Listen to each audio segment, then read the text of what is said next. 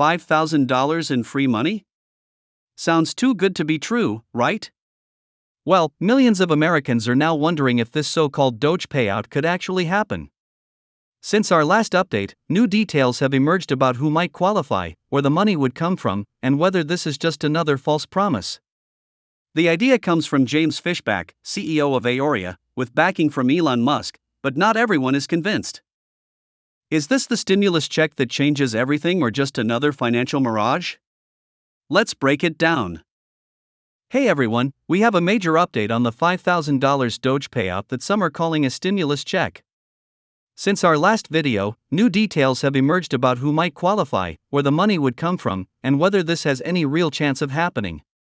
There's a lot of hype around this, but also some big questions that need answering. So today, we're breaking down everything you need to know, including what's changed, what's still unclear, and what to watch out for.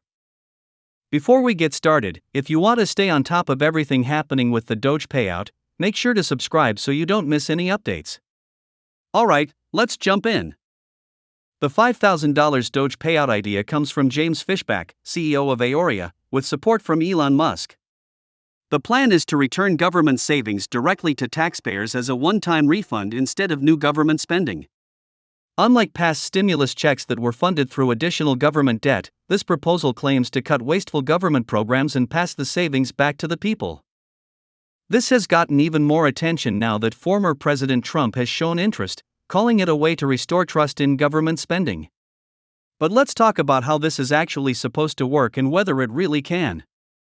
Originally, the DOGE plan aimed to cut $2 trillion in government waste, with 20% of the savings, about $400 billion, going directly to taxpayers.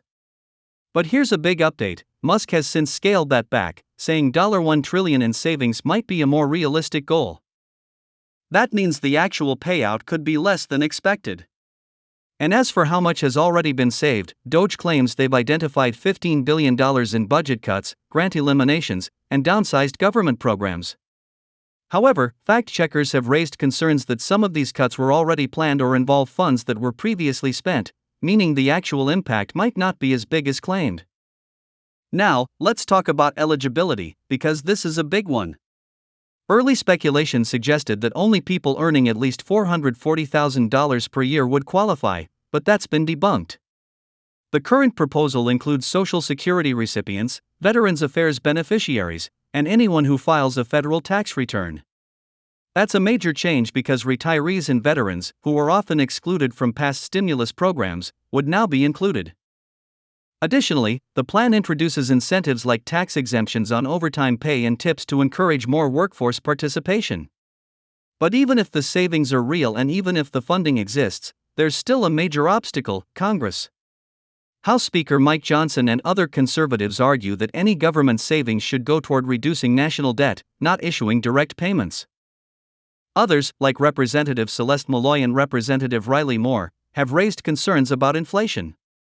They warn that injecting billions of dollars into the economy, even if it's a refund and not new spending, could still drive up prices. Supporters of the plan argue that this isn't like previous stimulus programs. Fishback says that since this is a tax refund rather than a new expense, it won't have the same inflationary impact. He also claims that many Americans would use the money to pay down debt, which could help prevent inflation. However, there's no major polling data yet to back that up, so it's still an open question. So what happens next? Fishback and his team have been meeting with lawmakers in Washington, trying to gain support for the DOGE payout. But as of right now, no official bill has been introduced in Congress, and there's no set timeline for when or if it will happen. Some reports suggested it could be part of a future reconciliation package, but there's no confirmed evidence that it's being seriously considered. That brings us to the big question: will this actually happen? As of now, the DOGE payout is still just a proposal. While it has some big-name supporters, it has a long way to go before becoming reality. Until there's an official bill, verified savings, and congressional approval, this isn't something you can count on just yet. What do you think? Should the government prioritize giving refunds to taxpayers, or should they focus on reducing debt?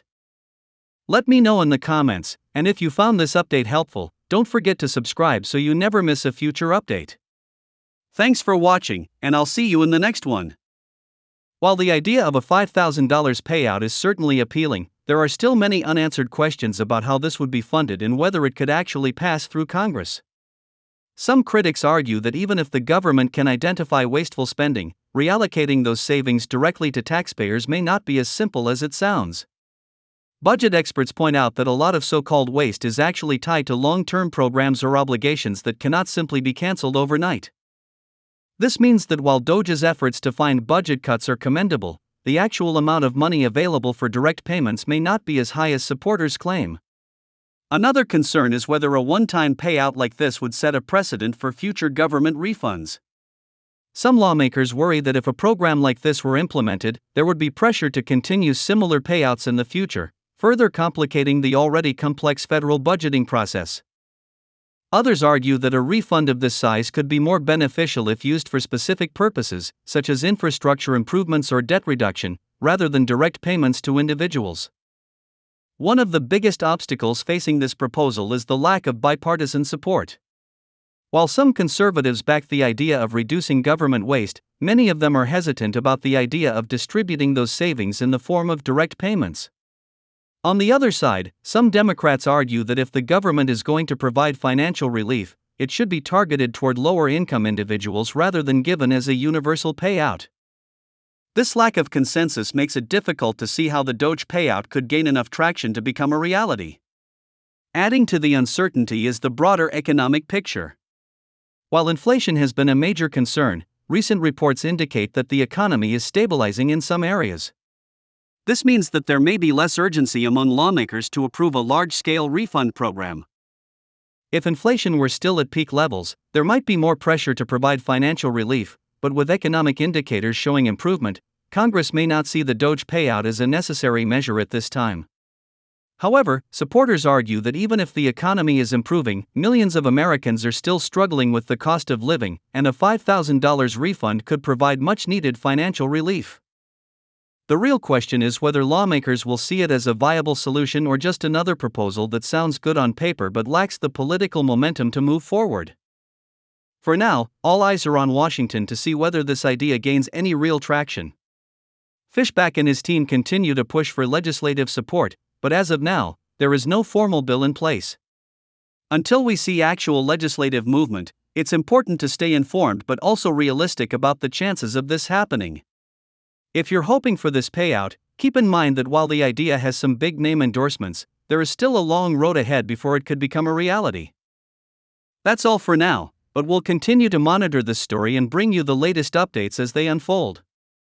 If you want to stay in the loop, be sure to subscribe and turn on notifications so you don't miss any breaking news. Let me know your thoughts in the comments. Should the government prioritize tax refunds like this, or should they focus on other economic solutions? Thanks for watching, and we'll see you in the next one.